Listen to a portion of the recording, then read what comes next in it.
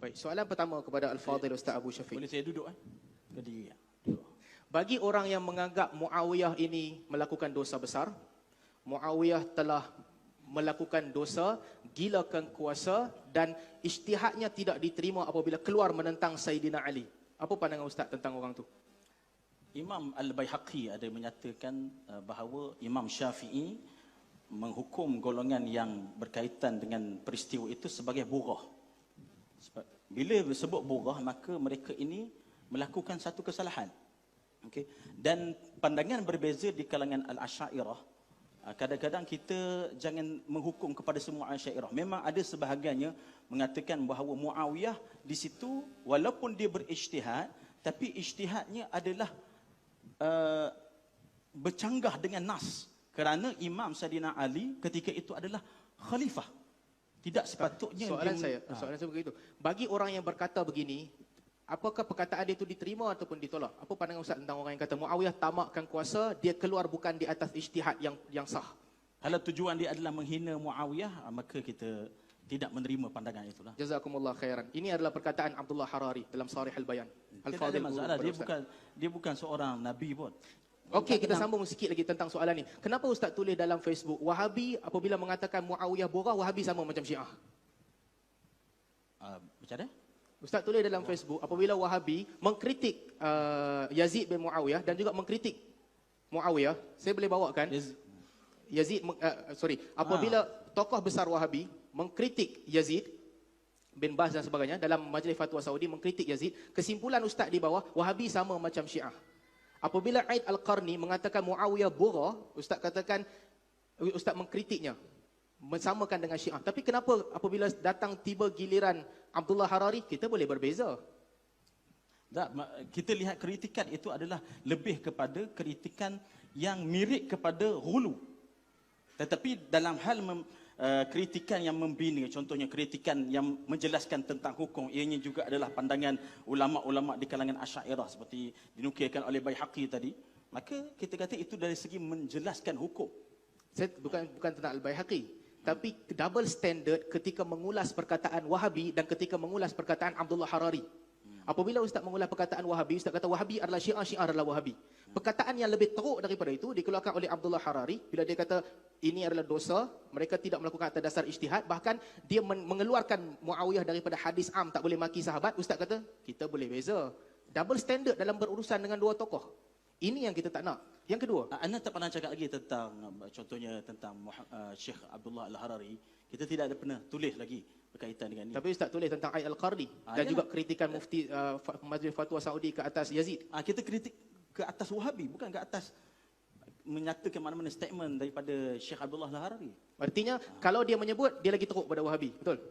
Sebab Wahabi tak kata borah yang ijtihad terkeluar. Dia kata dia bukan di dalam masalah itu sahaja golongan Wahabi ini teruk. Bila mana kita lihat, jadi maksudnya kalau dia teruk bab lain pun boleh maki dia juga. Masalah maki kita tak ada maki. Boleh kritik dia. Kalau tempat lain dia teruk, kita boleh berlebih kurang dengan dia. Begitu? Kritik. Itu okey. Saya terima manhaj itu. Yang kedua, bagi orang yang mengatakan Abu Hasan Al-Asy'ari termasuk sebagai ekstrim, sesiapa yang kata Abu Hasan Al-Asy'ari adalah mujassimah, apakah perkataan ni salah dan ekstrim ataupun perkataan ni betul? Ini berkaitan dengan Syekh Hasan Saqaf. Kita mengatakan bahawa kitab Al-Ibanah itu adalah kitab yang tala'aba bihi baina yaday asimah. Iaitu ada golongan yang cuba mengubah-ubah isi kandungannya. Kitab Ibanah memang sebelum ada. Tu Ustaz, nanti dulu. Dan masalahnya begini, bukan Ibanah tu, benda yang sama ditulis dalam 4 cetakan Al-Banah tentang Yadan dengan ID. Benda yang sama ditulis oleh Ibnu Asakir dalam Tibyan Kadhibil Muftari. Benda yang sama disebutkan oleh Ibnu Taimiyah di dalam Dar'ut Ta'arud. Benda yang sama disebutkan oleh Ibn Hazmin dalam Al-Faslu Bainal Milal wal Ahwa wan Nihal. Benda yang sama juga disebut oleh Hasan Saqaf. Ini bukan tipu. 5, 6 sumber berbeza menyebutkan benda yang sama. Atas dasar itu, mereka mengatakan Abu Hasan Al-Asy'ari mujassimah. Adakah tuduhan itu jahat ataupun memang betul mujassimah? Imam Abu Hasan Al-Asy'ari bukan mujassimah. Jadi maksudnya dan kita kena faham bahawa sebahagian penulis-menulis dia menyatakan tentang kalau buku itu benar, dia kritik ke atas kitab tersebut. Tetapi secara tahqiq kitab tersebut isi kandungannya tidak betul. Jadi maksudnya Saqaf, Ibn Taimiyah, Ibn Hazmin, Ibn Asakir dan 4 cetakan Ibanah bersetuju untuk buat tuduhan palsu. Tuduhan palsu macam mana? Ke atas Al-Ibanah. Bersetuju Aidil Athimah. Tambah perkataan Abu Hasan Al-Asy'ari yang dia tak sebut. Imam Abu Hasan Al-Asy'ari tidak menyatakan semua sekali isi kandungan al-ibanah sekarang ini.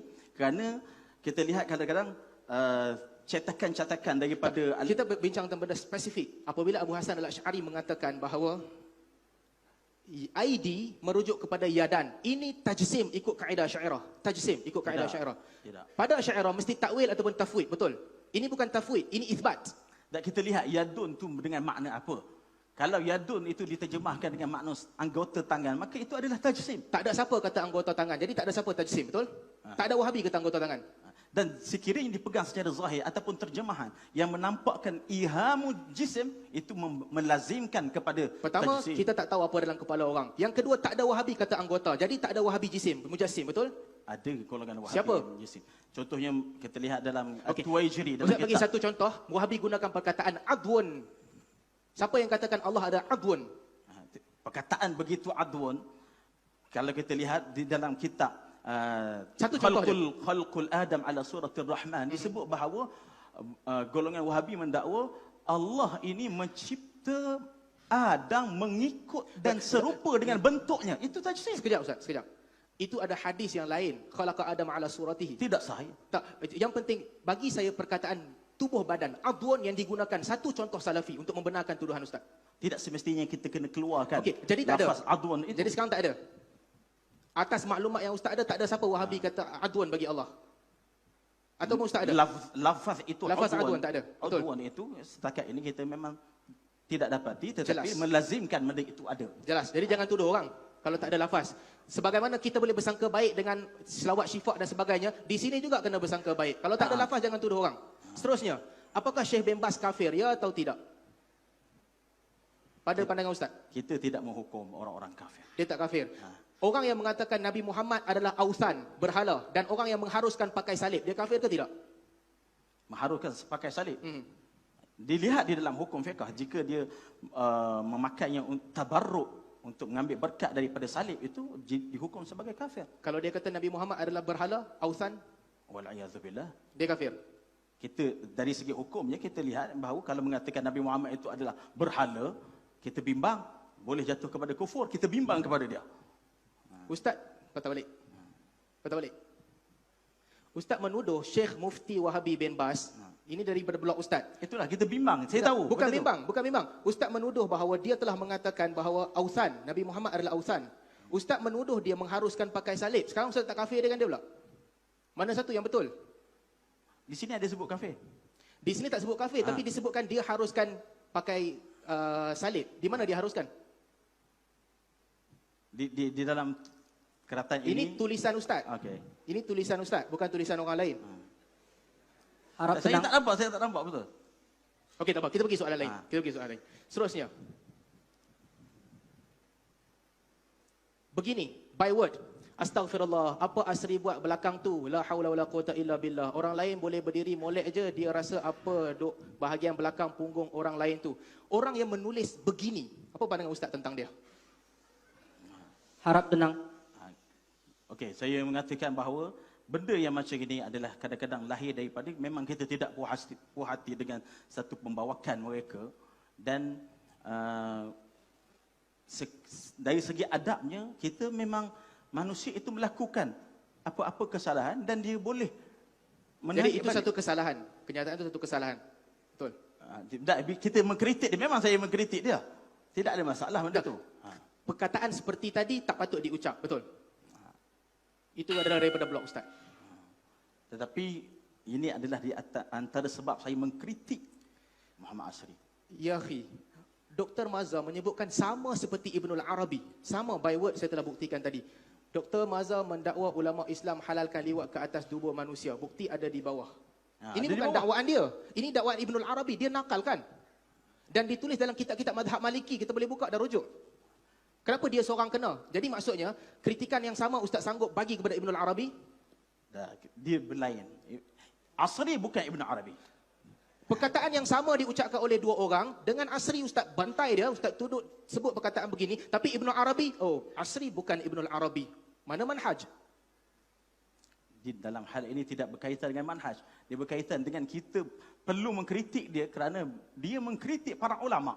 Bukan masalah kritik. Benda yang sama diucapkan oleh Asri, benda yang sama diucapkan oleh Ibnu Arabi. Ustaz hentam Asri dengan hentaman di luar kadar manusia.